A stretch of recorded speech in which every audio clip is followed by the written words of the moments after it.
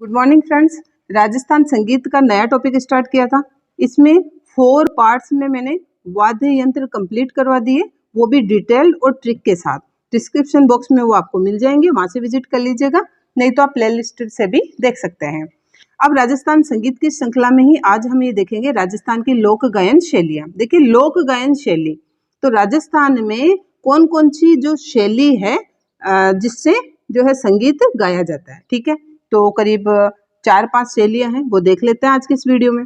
राजस्थान राज्य का गीत जो है, राजस्थानी जो गीत है वो केसरिया बालम पधारोनी म्हारे देश, इसको माना गया है। ठीक है, ये राजस्थान का अपना राज्य गीत है। ठीक है, अब देखिए ये गीत किस पर आधारित है। ये ढोला मारू की प्रेम कथा पर आधारित है। ठीक है, ढोला मारू की प्रेम कथा पर आधारित है और इस गीत के द्वारा जो पत्नी है वो पति को बड़े प्रेम भरी मनुहार से बुलाती है। ठीक है, तो ये प्रेम गीत हो गया, प्रेम पर आधारित गीत हो गया। अब इसको सबसे पहले गाया किसने, तो देखिए दोस्तों, सबसे पहले उदयपुर की है मांगी बाई।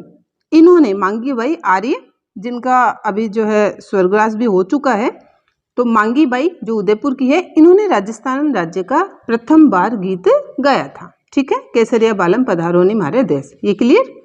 अब आगे देखिए, राजस्थान राज्य का ये गीत है केसरिया बालम, तो इसको प्रसिद्ध किसने बनाया। देखिए, फर्स्ट बार गाया मांगी बाई ने, लेकिन प्रसिद्ध किसने बनाया, अल्लाह जिला बाई ने। ये मांड गायिका है, बीकानेर की है, तो इन्होंने इसको प्रसिद्ध बनाया। कैसे बनाया, इन्होंने इस गीत को, केसरिया बालम, इस गीत को बहुत बार गाया है, सबसे ज्यादा बार गाया है और इसको अंतर्राष्ट्रीय स्तर पर ख्याति दिलवाई है। ठीक है, तो राज्य गीत को अंतर्राष्ट्रीय स्तर पर पहचान दिलवाने का कार्य अल्लाह जिलाबाई ने किया, जो बीकानेर की है। ठीक है, अब अल्लाह जिलाबाई के बारे में ये 2-3 बातें हैं, जो येलो दिख रहा है आपको, ये 2-3 बातें हैं। मांड राग में सबसे ज्यादा बार गाया, मांड गायिका है अल्लाह जिलाबाई, तो मांड राग में गाया।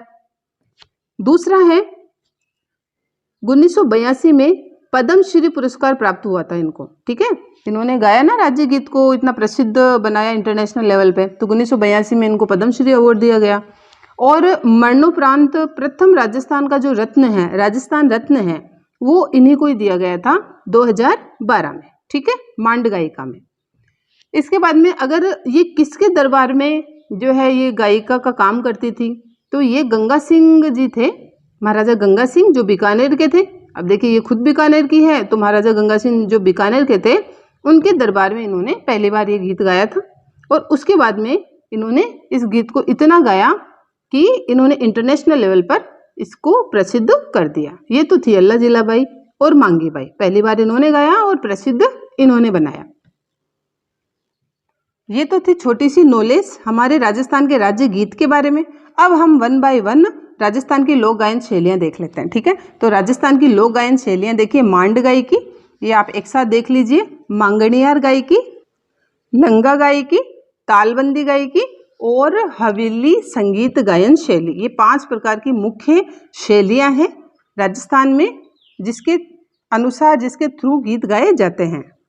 अब सबसे पहले देखेंगे मांड गायकी। अभी मांड गायिका ही थी अल्लाह जिलाबाई, मांगी बाई वगैरह। ठीक है, लेकिन वो हमने राजस्थान राज्य के जो राज्य गीत है केसरिया बालम, जो राज्य गीत है, उसके थ्रू उनकी नॉलेज ली थी। अब हम मांड गायकी को देखेंगे, इनके अकॉर्डिंग हम अलग अलग इनको क्लियर करेंगे।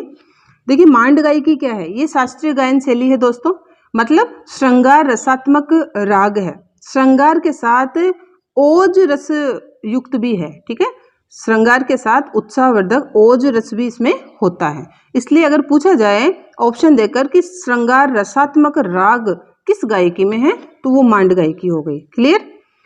देखिए, मांड क्या होता है, मांड क्षेत्र कहलाता है जैसलमेर, जैसे जांगल प्रदेश बीकानेर को कहते थे ना, वैसे मांड क्षेत्र कहलाता था जैसलमेर 10वीं सदी के आसपास। अब जो जैसलमेर में जो गायकी गाई जाती थी, जो गीत गाए जाते थे लोकल लोगों के द्वारा, वो मांड गायकी कहलाई। ठीक है, इसमें कोई स्पेशल नहीं है मांड गायकी में, ये मांड क्षेत्र में गाई जाती है इस प्रकार के गीत, इसलिए ये मांड गायकी कहलाई। जैसे बीकानेरी मांड, जयपुरी मांड, उदयपुरी मांड, जोधपुरी मांड एटेक्स्ट्रा। ओके, जैसे बीकानेर में गाई जाती है वो बीकानेरी मांड हो गई, जयपुर में गाई जाती है जयपुरी मांड हो गई, जैसलमेर में गाई जाती है जैसलमेरी मांड हो गई। ठीक है, ये श्रृंगार के साथ ओज भाव युक्त होती है मांड गायकी। एग्जाम्पल हमने सबसे बड़ा देख लिया हमारे राज्य गीत का, केसरिया बालम आवनी पधारो हमारे देश। ठीक है, अब हम देख लेते हैं मुख्य मुख्य मांड गायिकाएं। तो देखिए मुख्य मांड गायिकाएं हैं स्वर्गवासी गौरी देवी, स्वर्गवासी अल्लाजिलाबाई। गौरी देवी ये पाली की हैं, ये बीकानेर की थी। स्वर्गवासी मांगीबाई आर्य उदयपुर, जिनकी अभी हमने बात की थी, इन्होंने पहली बार केसरिया बालम जो हमारा राजस्थान का राज्य गीत है वो गाया था। जमीला बानो जोधपुर और बन्नो बेगम जयपुर। तो ये अपने अपने क्षेत्र की मांड गायिकाएं हैं। ठीक है, अब सबसे पहले हम बात कर लेते हैं स्वर्गवासी गौरी देवी। तो देखिए सबसे पहला अचीवमेंट तो इनका ये है, ये मरु कोकिला कहलाती है। तो पूछा जाए कि मरु कोकिला कौन कहलाती है? स्वर्गवासी गौरी देवी। जनरली ये सभी से गलती हो जाती है कि हमें पता जनरली यही रहता है कि हमारा राज्य गीत इन्होंने गाया था, मांगीबाई ने, इसको प्रसिद्ध इन्होंने बनाया था अल्लाजिलाबाई। तो जनरली यहाँ पर आकर गलतियां हो जाती है, तो प्लीज इनको क्लियर करें। ये गौरी देवी हैं, ये मरु कोकिला कहलाती है। ठीक है, मरु कोकिला। अब इनके अचीवमेंट ये येलो कलर में, ये सारे इनके अचीवमेंट है, ये देखेंगे हम। सबसे पहले तो स्वर्गवासी गौरी देवी जो बीकानेर से हैं, बीकानेरी मांड गायिका है, वो कौन सा मांड गाती है? भैरवी युक्त मांड गाती है दोस्तों। कौन सा? भैरवी युक्त मांड गाती है। अब इनका सबसे बड़ा अचीवमेंट देखिए ये है। राजा पूछा जाए, महाराजा पूछा जाए कि किस महाराजा के दरबार में थी ये स्वर्गवासी गौरी देवी, तो महाराजा उमेर सिंह के दरबार में। अभी हमने अल्लाजिलाबाई के बारे में देखा था, बीकानेर में गंगा सिंह जी के दरबार में थी ये। वैसे ही पूछ लिया जाए गौरी देवी किनके दरबार में थी? इनके आश्रयदाता थे महाराजा उमेर सिंह जी। ओके, इसके बाद में देखिए इनको राष्ट्रपति से कांस्य पदक भी प्राप्त हुआ है। और राष्ट्रपति कौन थे उस वक्त? आर वेंकट रमन। इन्होंने इनको ब्रॉन्ज मेडल दिया था स्वर्गवासी गौरी देवी को। ओके, अब देखिए मांड गायकी को अंतर्राष्ट्रीय पहचान दिलाई इन्होंने। ये मांड गायकी को इंटरनेशनल लेवल पर ये लेके गई गौरी देवी। राजस्थान रत्न प्राप्त है, तो नेचुरल है राजस्थान की मांड गायकी को इंटरनेशनल लेवल पर ये जो है फेमस कर रही हैं, तो राजस्थान रत्न इनको प्राप्त हुआ है। इसके बाद में एक सबसे बड़ा अचीवमेंट ये भी है दोस्तों इनका, थोड़ा सा मैं जूम कर देती हूँ इसको। 1983 में मॉस्को जो रूस में पड़ता है, वहां पर इंडियन फेस्टिवल हुआ था दोस्तों। क्या हुआ था? Indian festival. तो वहां पर कौन सी मांड गायिका ने पार्टिसिपेट किया था पूछ लिया जाए तो हमें पता होना चाहिए, स्वर्गवासी गौरी देवी मरु कोकिला ने वहां पर पार्टिसिपेट किया था। अब है अल्लाजिलाबाई, बीकानेर की है। इन्होंने केसरिया बालम वाला जो राज्य गीत है वो सबसे अधिक बार गाया था। अभी हमने इसको डिटेल देख लिया है, वापस देख लीजिए। ये देखिए ये अल्लाजिलाबाई, यहाँ पर ये सभी इनके बारे में हमने जो है देख ली है। आप इसको वापस रिपीट करके देख लीजिएगा। नेक्स्ट है गौरी देवी, ये भी मांड गायिका है लेकिन ये पाली से है। और स्वर्गवासी मांगीबाई आर्य, इन्होंने हमारा राज्य गीत पहली बार गाया था, उदयपुर की है। भारत सरकार ने इनको ए ग्रेड कलाकार की दर्जा दिया था क्योंकि राजस्थान गीत सबसे पहली बार गाया, तो ए ग्रेड का दर्जा प्राप्त कौन सा कलाकार है, कौन सी मांड गायिका है? वो मांगीबाई है। ठीक है, इसके अलावा बहुत से इनको जो है अवार्ड्स प्राप्त हुए थे। जमीला बानो ये जोधपुर की मांड गायिका और बन्नो बेगम जयपुर की मांड गायिका। आई थिंक आपको मांड गायिकी से संबंधित कोई कंफ्यूजन रहा ही नहीं होगा। और कोई भी आपके क्वेश्चन हो तो प्लीज़ कमेंट करके ज़रूर बताना, मैं बिल्कुल सटीक आंसर दूंगी उसका। ये हमारी मांड गायकी कंप्लीट हो गई। अब दूसरे नंबर पर है मांगणियार गायकी। ये क्या होते हैं? देखिए मांगणियार, सबसे पहले ये फैक्ट देख लीजिए, मांगणियार एक जाति होती है, ये जैसलमेर और बाड़मेर में बहुत ज़्यादा पाई जाती है। अब ये मांगणियार कौन होते हैं? मांग कर खाने वाले जनरली। ठीक है, तो सिंध प्रांत के मुसलमान हैं, सिंध प्रांत के मुसलमान हैं जो जैसलमेर में और बाड़मेर में बस गए और मांग कर खाने वाली जाती है। ये जनरली ऐसे है ये। अब ये पैसे से गायक होते हैं। पैसे से गायक कौन होते हैं? ये मांगणियार होते हैं दोस्तों। अंतर्राष्ट्रीय स्तर पर इन्होंने भी पहचान बना ली है। 4 ऑप्शन देकर पूछ सकता है कि कौन सी गायकी इंटरनेशनल लेवल पर फेमस नहीं है, तो ऑप्शन मांड गायकी, मांगणियार गायकी, तालबंदी वगैरह दिया जा सकता है। तो ये हमें पता होना चाहिए, ये भी इंटरनेशनल लेवल पर बहुत फेमस है मांगणियार गायकी। ये मांगलिक अवसर पर ये मांगणियार जाति होती है, ये यजमानों के यहाँ गीत गाती है। ठीक है, ये तो थी मांगणियारों की जनरल नॉलेज की। नोट देख लीजिए सबसे पहले, ये मांगणियार जाति जो गीत गाते हैं दोस्तों उनको जागड़ा कहते हैं। ये मांगणियार जो गीत गा रहे हैं उनको कहते हैं जागड़ा। ठीक है, अब इनका प्रमुख वाद्य यंत्र कौन सा है, किस पर ये गीत गाते हैं? तो दोस्तों कमाइचा और खड़ताल पर गाते हैं। कमाइचा और खड़ताल बजाने में बहुत ज़्यादा परफेक्ट है, बहुत ज़्यादा फेमस है। आप कमेंट करके जरूर बताना कि कमाइचा और खड़ताल ये दोनों कौन से वाद्य यंत्र हैं। ठीक है, सुशिर है, तत् है, ताल वाद्य है, घन वाद्य है, ये कौन कौन से वाद्य यंत्र हैं जरूर बताइएगा। इसके बाद में मांगणियार गायकी है, उनमें 6 राग और 36 रागिनियां होती है। ठीक है, तो 6 राग और 36 रागिनियों वाली कौन सी गायकी है दोस्तों? मांगणियार गायकी। अब ये इनके एग्जाम्पल है, स्वर्गरासी सद्दीक खां मांगणियार, ये खड़ताल वादक है। देखिए खड़ताल और कमाइचा काम में आ रहा है, तो खड़ताल वादक है ये। साकर खां मांगणियार, ये कमाइचा वादक हैं। गफूर खां और इसके अलावा रुकमा देवी, ये रुकमा देवी थार की लता कहलाती है, थार की लता।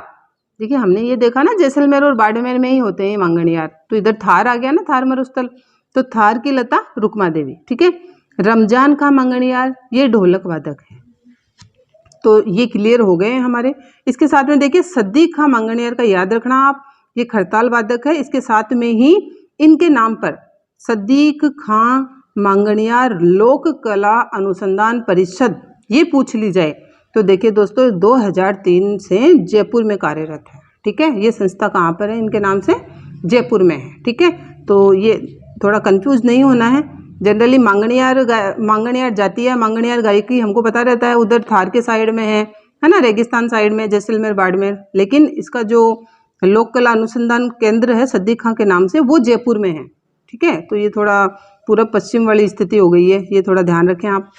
नेक्स्ट गायकी है लंगा गायकी, ये भी इंटरनेशनल लेवल पर फेमस है, अंतर्राष्ट्रीय ख्याति प्राप्त गायकी ही है ये लंगा गायकी। ठीक है, देखिए सबसे पहले नोट देख लीजिए, बड़वना गांव, सीधा पूछ लिया जाए बड़वना गांव का संबंध किससे है? तो दोस्तों लंगा गायकी से है। क्यों? क्योंकि बड़वना गांव बैस से बड़वना, बैस से बाड़मेर याद रख लीजिएगा। तो बड़वना गांव कहाँ पड़ता है? बाड़मेर में पड़ता है, और इस बड़वना गांव को लंगों का गांव कहते हैं। ठीक है, लंगा जाति बहुत ज्यादा है यहाँ पर, इसलिए लंगों का गांव कहते हैं। ठीक है, लंगा गायककारों का वाद्य यंत्र पूछ लिया जाए तो सारंगी और कमाइचा। ठीक है, कमाइचा तो अभी किसका था? मांगणियारों का भी था। इसमें उनकी खड़ताल थी, खड़ताल को हटाकर इनकी सारंगी हो गई। ठीक है, तो सारंगी और कमाइचा। जैसलमेर, जोधपुर, बीकानेर और बाड़मेर में ये लंगा जाति की गायन शैली है। यहाँ ही पर इन चारों जो है डिस्ट्रिक्ट में ही लंगा जो ये जाति है बहुत अधिक पाई जाती है। मुख्यतया ये अधिकतर बाड़मेर में होते हैं, ज़्यादा बाड़मेर में होते हैं लंगा। प्रमुख कलाकार करीम खां लंगा, अलादीन खां लंगा, करीम लंगा, महरदीन लंगा और फूसे खां। ठीक है, प्रमुख गीत पूछ लिया जाए, लंगा जाति का प्रमुख गीत तो निम्बूड़ा है दोस्तों। ओके, अब नेक्स्ट गायकी है तालबंदी गायकी। अब ये दोनों गायन शैलियां हैं, ये इंटरनेशनल लेवल पर फेमस नहीं है, वो 3 ही थी। ठीक है, मांड गायकी, लंगा गायकी और मांगणियार गायकी। तो ये तालबंदी गायकी ये ढोलक, हारमोनियम, तबला, झांझ, नगाड़ा के साथ गाई जाती है। ये शास्त्रीय गायन शैली है। कमेंट करके जरूर बताइएगा। अभी हमने कुछ सेकंड पहले ही ये गायकी पढ़ी है, वो भी शास्त्रीय गायन शैली है, तो वो कौन सी है? तो तालबंदी गायकी शास्त्रीय गायन शैली है, पूर्वी राजस्थान में गाई जाती है। पूर्वी राजस्थान कौन सा हो गया? भरतपुर, धौलपुर, करौली और सवाई माधोपुर। सवाई माधोपुर में बहुत ज़्यादा ये फैली हुई है तालबंदी गायकी। क्या होती है तालबंदी गायकी? पुराने कवियों की जो पदावलियाँ होती है ना, जो कवि हैं उनकी पदावलियाँ, भजन, गान, उनको जो है शास्त्रीय गायन शैली में गाए जाते हैं। ये तालबंदी गायकी हो गई। अब लास्ट है अपनी हवेली संगीत गायन शैली। अब हवेली संगीत गायन शैली क्या है? इसको क्या कहते हैं? बंद कमरों में विकसित गायन शैली। अभी ये जो है इतनी फेमस है नहीं। बंद कमरों में विकसित गायन, देखिए हवेली मतलब जो राजा महाराजा थे उनके महलों को हवेली भी तो कहा जाता था ना, तो उसके अंदर ही बंद रह गई ये गायन शैली, इसे कहते हैं हवेली संगीत गायन शैली। ठीक है, इसी कारण इसको कहते हैं। ये इतनी बाहर जो है फेमस ही नहीं हुई। ठीक है, ये राजा महाराजों तक ही सीमित रह गई, इसलिए बंद कमरों की गायन शैली इसको कह दिया जाता है। इसका मुख्य केंद्र पूछा जाए तो नाथ द्वारा राजसमंद में है। तो दोस्तों ये हो गया राजस्थान की गायन शैली, हमने कंप्लीट देख ली है। वीडियो कैसे लगा प्लीज़ कमेंट करके ज़रूर बताना।